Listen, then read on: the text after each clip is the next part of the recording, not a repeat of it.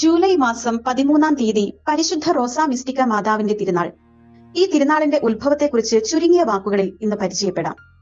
ഇറ്റലിയിലെ മോണ്ടിച്ചിയാരിയിലുള്ള പിയറിന ഗില്ലി എന്ന നേഴ്സിന് 10-ലധികം പ്രാവശ്യം മാതാവ് പുരോഹിതരുടെയും വിശ്വാസികളുടെയും സാന്നിധ്യത്തിലും അല്ലാതെയുമായി പ്രത്യക്ഷപ്പെട്ട് സന്ദേശങ്ങൾ കൈമാറിയിട്ടുണ്ട്.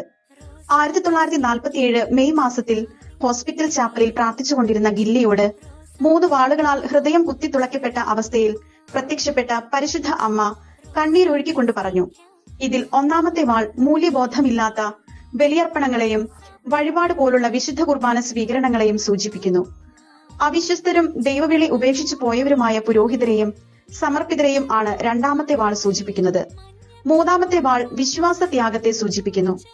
പ്രാർത്ഥിക്കുക, പരിത്യാഗ പ്രവൃത്തികൾ ചെയ്യുക, പ്രാശ്ചിത്തം ചെയ്യുക, ഇത്രമാത്രം പറഞ്ഞ് പരിശുദ്ധ അമ്മ അപ്രത്യക്ഷയായി. 1947 ജൂലൈ 13-ന് മാതാവ് വീണ്ടും പ്രത്യക്ഷപ്പെട്ടു. 3 വാളുകളുടെ സ്ഥാനത്ത് വെള്ള, ചുവപ്പ്, മഞ്ഞ എന്നീ നിറങ്ങളിലുള്ള ഓരോ റോസാപ്പൂക്കൾ ആയിരുന്നു.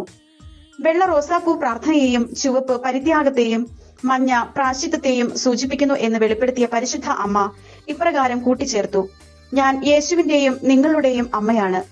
പ്രത്യേകമായ ഒരു നിയോഗം ആഗ്രഹിച്ചാണ് ഞാൻ വന്നിരിക്കുന്നത്. എല്ലാ മാസവും 13-ാം തീയതി എന്റെ ദിവസമായി ആചരിക്കണം. അതിനു മുമ്പുള്ള 12 ദിനങ്ങൾ പ്രാർത്ഥിച്ചൊരുങ്ങണം. എല്ലാ വർഷവും ജൂലൈ 13 റോസാ മിസ്റ്റിക്ക മാതാവിന്റെ തിരുനാളായി ആഘോഷിക്കണം. ഇവ അനുഷ്ഠിക്കപ്പെടുമ്പോൾ വൈദികരിലും സമർപ്പിതരിലും സമഗ്രമായ മാറ്റം സംഭവിക്കും. അവരിൽ നിക്ഷിപ്തമായിരിക്കുന്ന ആത്മീയതയിലേക്ക് അവർ തിരികെ പ്രവേശിക്കും. സഭയിലെ പീഡനങ്ങൾ നാമാവശേഷമാവുകയും ചെയ്യും.